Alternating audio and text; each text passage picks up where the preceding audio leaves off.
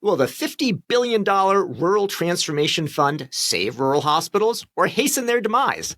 That's an open question as CMS divvies up the funds this fall.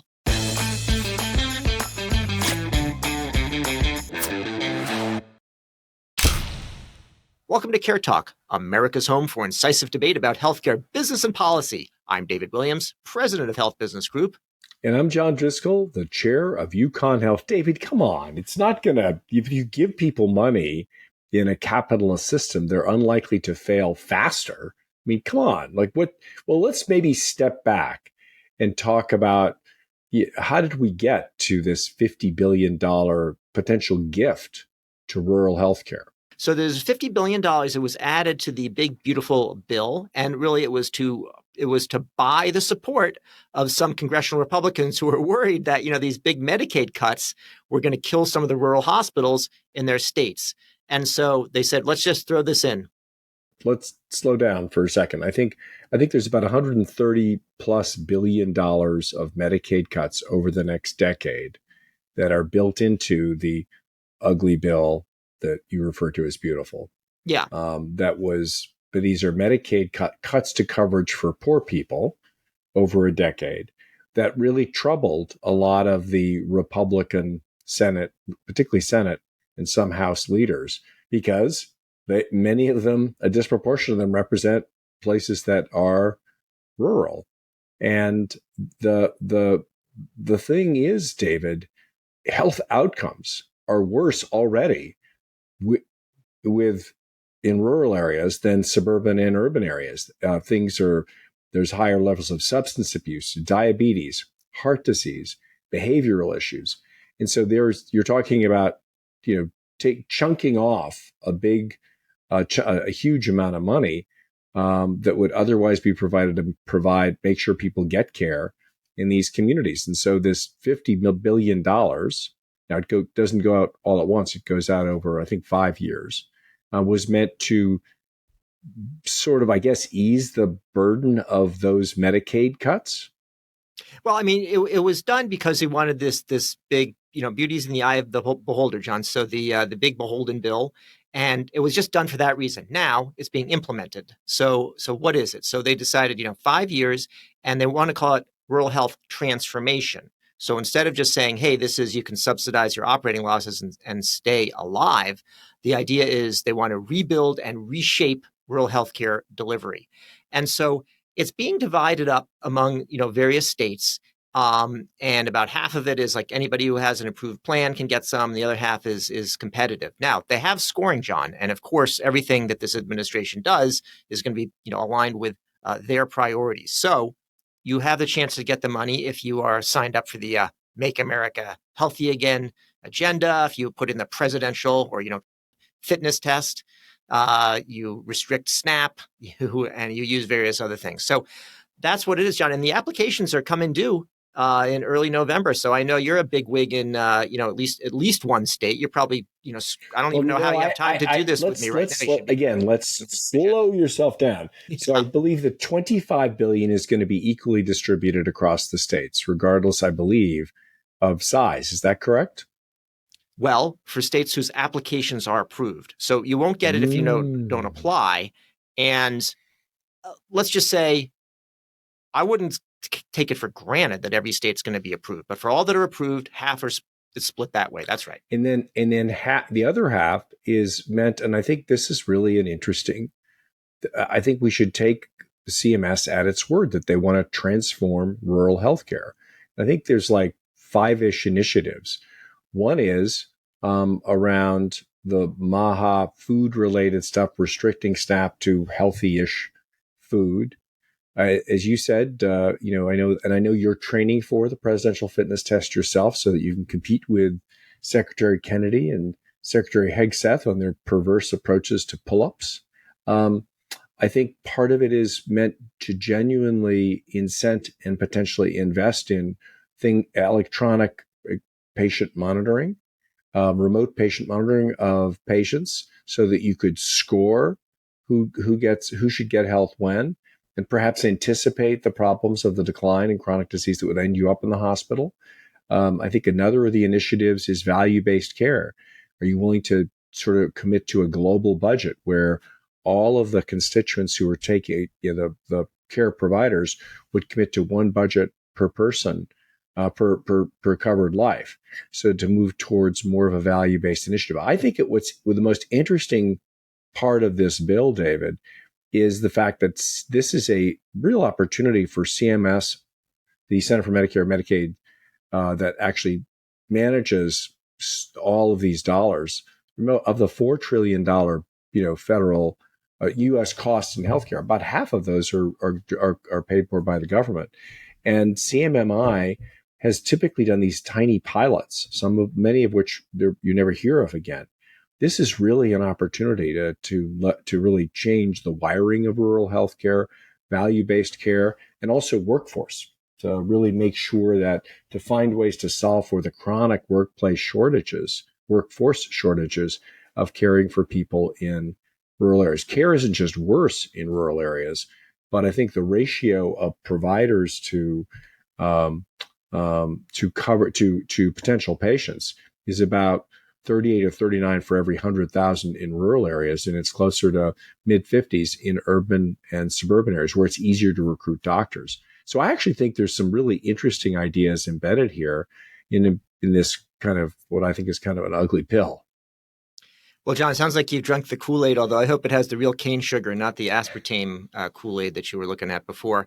Let's talk about that. Let's actually compare and contrast. So when President Obama was elected, they did something called the High-Tech Act, which coincidentally also had $50 billion. That was to wire up communities with electronic medical records and health information exchanges. Now, they considered that a down payment on the Affordable Care Act. So first, get the infrastructure in place, and then followed a year or two later with universal coverage and additional funding. Here, what's happening, John, is sort of pulling the rug out from under some of these hospitals and saying, oops, you were already struggling, and now we're going to leave you with a gap. And now, by the way, transform. I think that is a distinction that's worth noting. And I agree that the sort of structural changes that they're considering as part of this could make sense. But somebody pointed out, some of these traditional hospitals who are worried that, hey, if this just means giving every rural person a health tracker, we're not going to have transformation. We're going to have a disaster. A lot of whoop bands and Oura rings. Dave, I think, look, I love the fact that you've now pulled in the way Trump says. Some people say, like as a practical matter, anytime the federal government gets to the investment world, you got to be a little bit like, well, what are they doing here? But look, it's $25 billion in innovation in rural healthcare, and that's material. Since 2010, about 180 rural hospitals have actually closed or substantially cut their facilities, including things like labor and delivery and access to cancer care, which has made access to care even a bigger issue for people who already have transportation issues and have to stay close to their work or miss days of work in order to get essential care. I think about a third, something like 20 to 30% of all rural hospitals in the United States have negative operating margin. So they're all very, very, very fragile. I think that we have to do something to innovate around rural care, to adapt the resources that we have to the needs of those communities. And I do think that I'm hopeful that a lot of this money will be used around innovative models that hopefully the feds and others can invest into, because we just can't afford to have continuing disparities of access and care growing in these fragile rural communities. So, John, here's what the National Rural Health Association says they would like to see coming out of this fund. Number one is to use it to upgrade electronic health records and medical equipment in the hospitals, to fund repayment of loans for clinicians and workforce development, which is a big issue.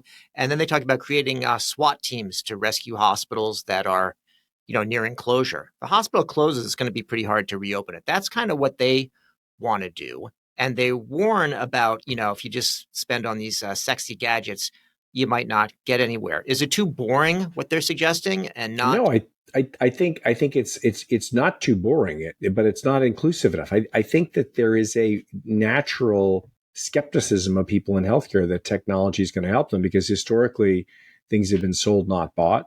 But I do think we are at an age of agentic AI, where you can leverage the computer to do more diagnosis and monitoring, where remote patient monitoring devices, like all of the ones you use, Dave, are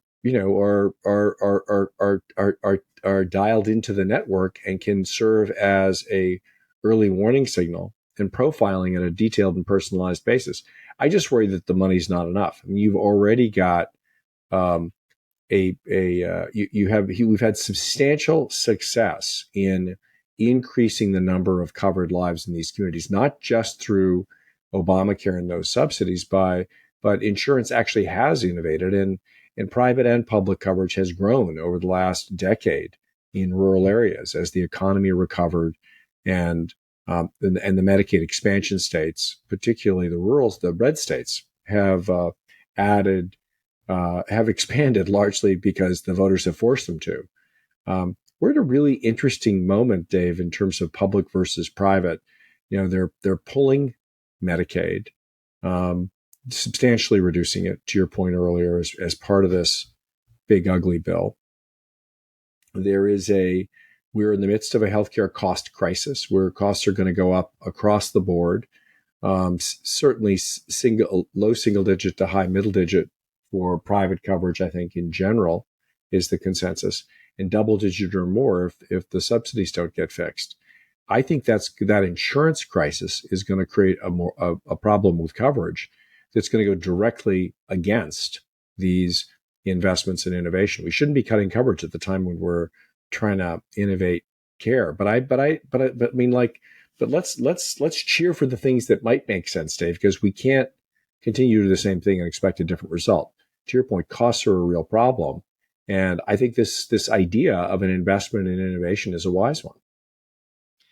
The idea is good, John. I think that from a practical standpoint, those that are in the rural communities and have to look after their hospitals, staying open, or their clinics, are going to do a couple things. One is, when you're getting money from the federal government now, there's a lot of new rules and changes that have gone in, and they may feel they need to kind of suck up to whatever the evaluators want. On this Make America Healthy Again agenda, some of those are things that are not research based and are not, a wise idea. So I think that you're going to see, first of all, the potential for a fair amount of favoritism, and that a lot of these rural communities are going to have to look for other things to do. Now, one of them, John, that they're doing is saying, hey, we have to rely a bit less on the federal government and look into other areas. So a big area is looking at the 340B drug program, and making that the rebates from that a more central part of what they're doing to fund their operations. And you see a lot of innovation actually in that space of helping clinics to find out how they can bring in more specialists, how they can provide more access if the federal government isn't going to be as reliable of a partner. So yeah, let's go for the innovation, but let's also deal with the reality. Well, I think one of the realities is with a much tighter immigration policy and a much more restrictive access to visas. And frankly, all of the things that the antagonistic way that the president has chosen to battle, to carry out his trade battles, it's going to cause a real crunch for access. The disproportionate number of foreign medical grads have been the sources of nurses and doctors in many of these rural communities. And as those doctors and nurses either have to leave the country or can't even get in the first place, I think that's going to create a huge workforce problem. I mean, there are real countervailing forces creating access to labor, coverage, Medicaid cuts, and resources. To your point, as the federal government looks for ways to reduce healthcare costs and increase tax cuts for millionaires and billionaires, and for business incentives, that's really gonna put the hurt on these rural areas. And I wonder, Dave, over time, whether they're going to be as happy that so many of them voted so systematically for the Republicans, and for at a time when most of these policies are really going to, with the exception of this 25 to 50 billion, be really restrict access in areas where the people are already suffering more than they do in suburban and urban areas. I think the history of people voting against their own economic and political interests is pretty well entrenched, and I wouldn't be optimistic about that. John, do you remember taking the presidential fitness test? Were you involved in I that? do in Yeah, grammar yeah, school. Yes, I wasn't very good at it. yeah. What I remember about it was I think I didn't get like the top level, but there was something to qualify. And I remember a couple of events. And one, you mentioned the pull-ups. You have to tell me about these unusual pull-up technique. I was pretty good at pull-ups. And the other thing I remember, there was a shuttle run. You had to like go back and forth and like pick up an eraser and bring it back and forth.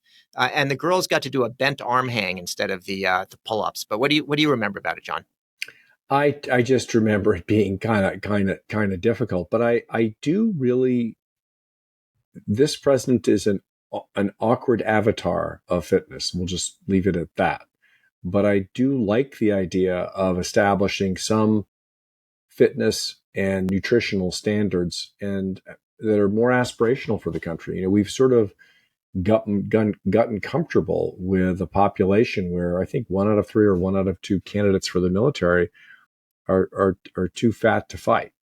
Where we have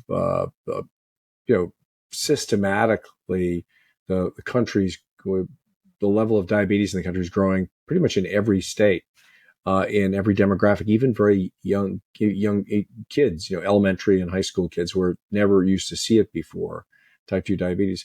And so I know that there are certain that I know that we can do a better job as a country in fitness. And again, I've got my problems with this White House and Republican policies in general, but let's give them credit for aiming a little bit higher and changing the downward path of fitness in kids. I think we can do much better.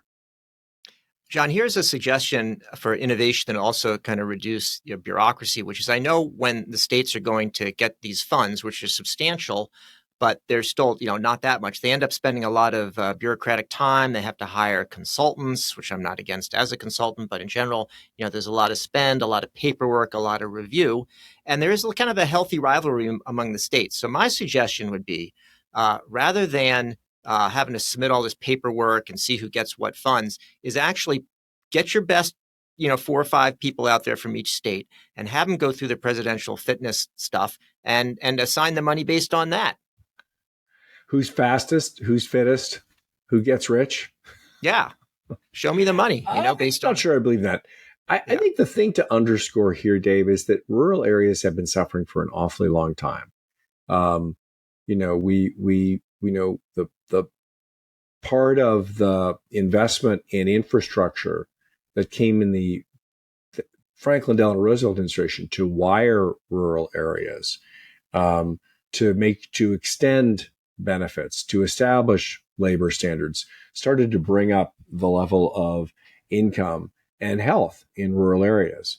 And Medicare and Medicaid were a godsend for poor areas of the country, rural areas of the country, where there was finally extensive national coverage where there wasn't before.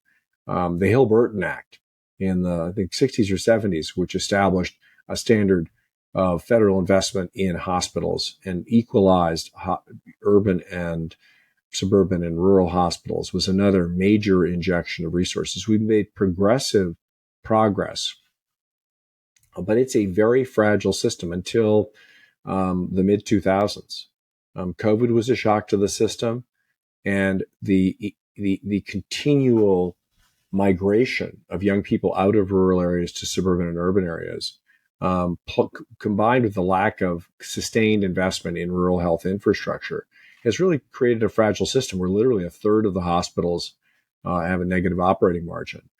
I think while I'm very excited about the investments in innovation, and I'm more hopeful that we'll come up with some great models there around workforce and leveraging technology and tools in remote areas where you're never going to be able to have enough doctors and nurses, that we have to face the hard fact that unless we provide, the federal government or the private sector provides coverage for those individuals, doctors and hospitals and nurses aren't going to get paid, and they're just going to leave. We have a crisis of coverage, which has been made much worse by the 130 or $140 billion of Medicaid cuts, where in these rural areas, a lot of folks actually qualify for either the ACA subsidies or Medicaid. And that, to me, is, I think, is still a shadow that's going to fall over this rural transformation program, as hopeful as I am. John, maybe on a last point, we could discuss a little bit the opportunity for innovative companies. So in the same way that a lot of venture capital is in the Bay Area, Boston, New York, Austin, Texas, places like that, doesn't tend to be that rural. Do you see opportunities either for existing, innovative tech companies in healthcare, or even for brand new ones to come and serve this rural opportunity? Oh, you bet. I mean, the company that my wife founded 6 years ago, NourishedRx, does food as medicine. I think we're going to have one of our executives on to talk a little bit about that. Food for health. There's a lot of people with chronic disease who, within 6 months, with the right combination of diet and lifestyle, can substantially reduce or eliminate their risks for an acute event who are suffering, chronically ill. There's a company another friend of mine started called Homeward, which is explicitly focused on rural health and leveraging technology and novel networks, run by a wonderful doctor, Jenny Schneider, who worked with me many years ago. There's a lot of really interesting companies out there in nutrition, in wiring, in workforce. There's some innovative, programs that partner young pregnant and parenting teens, young mothers with older folks to help them just coach them through pregnancy. There's a lot of innovative programs out there. But David, without the funding, without coverage, without money, without a substantial commitment to supporting, covering the insurance needs of these rural populations, I just think even with innovations, these communities and these hospitals and these patients are going to suffer. Well, on that cheery note, I'll say that's it for another episode of CareTalk. We've been talking about the Rural Transformation Fund, $50 billion, divvied up in a few different ways. It still adds up to something. I'm David Williams, president of Health Business Group. And I'm John Driscoll, the chair of the Yukon Health System. If you liked what you heard and you didn't, we'd love you to subscribe on your favorite service.